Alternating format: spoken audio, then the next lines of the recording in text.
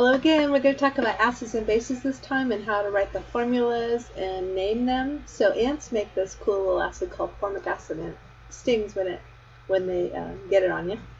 They sting you with it. So we're going to talk about acids.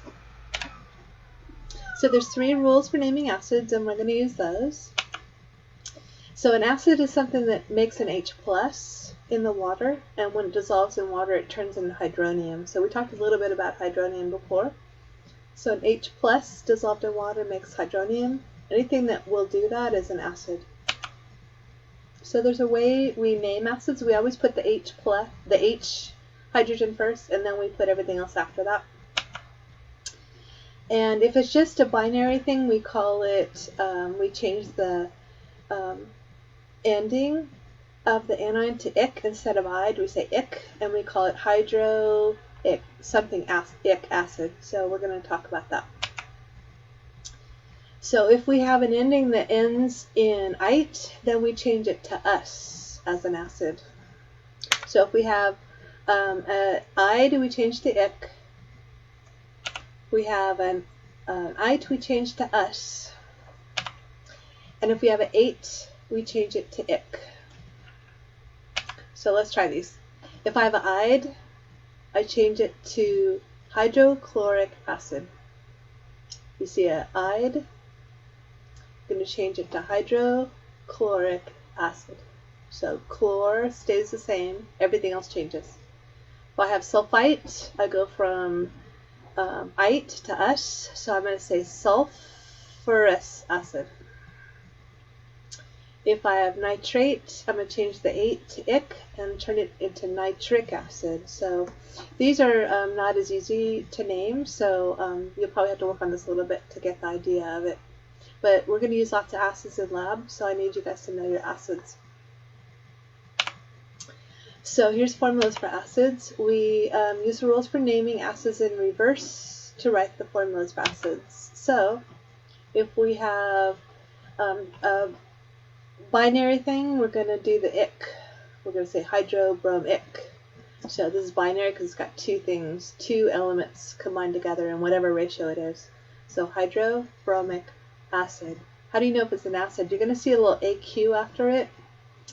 And when we symbolize it, that means it's in water, and that means it's an acid. So a clue that you have an acid is you'll see the letters AQ in parentheses after the acid.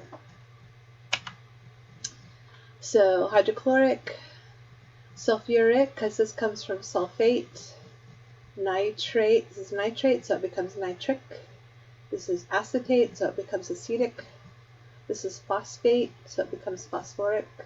And this is carbonate, so it becomes carbonic acid. So these are good ones to know and memorize. We're going to be titrating this for your final lab, and we're going to be using all these acids in work this class and also in lab. So how do we name bases? Bases are named the same way as having the cation and the anion.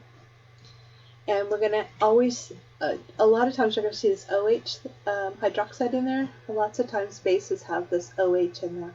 So we're just going to call this aluminum hydroxide. And sodium hydroxide is used to make paper, so we're going to use sodium hydroxide in your final lab this class. And all the cleaners and soaps we're using to try to kill the virus has sodium hydroxide in it, and that's a good base that will open up the outside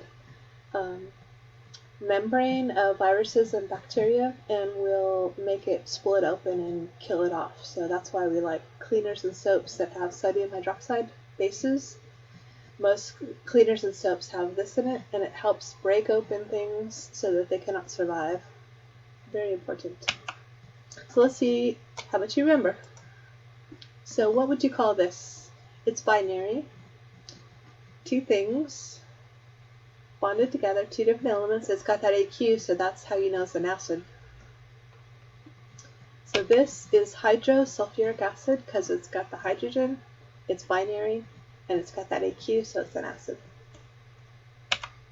How would you name, what's the formula for chlorous acid?